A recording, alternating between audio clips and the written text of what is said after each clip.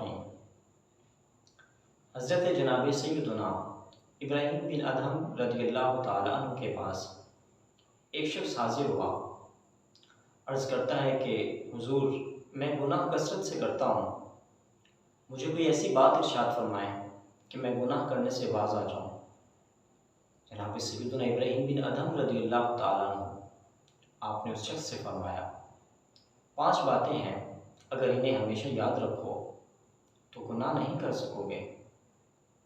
जनाब सैयदना इब्राहीम बिन अदहम रज़ियल्लाहु ताला अन्हु ने उसे इरशाद फरमाया, पहली बात यह है कि जब तुम्हारा गुनाह करने का इरादा बन जाए तो फिर अल्लाह ताला का रिज़्क़ खाना छोड़ दो।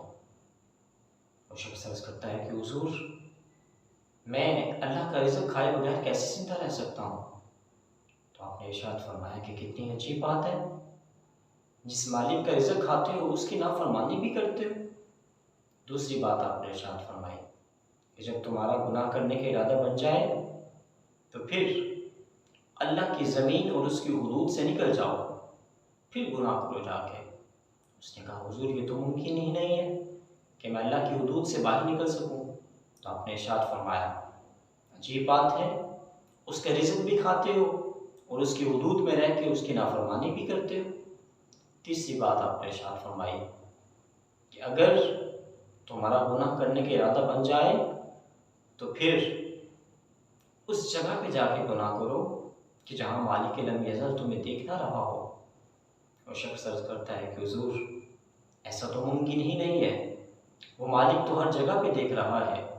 तो आपने इरशाद फरमाया, इतनी अजीब बात है, उसका रिज़्क़ भी खाते हो, उसकी हुदूद में रहते भी हो, वो तुम्हें देख भी रहा है, इसके बावजूद गुनाह भी करते हो।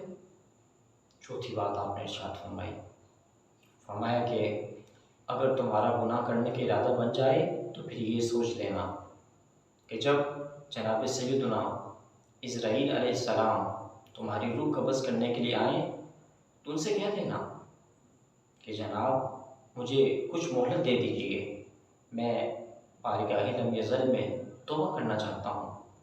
वो शख्स अर्ज़ करता है कि हुज़ूर, वो तो एक लम्हा भी मोहलत नहीं देंगे।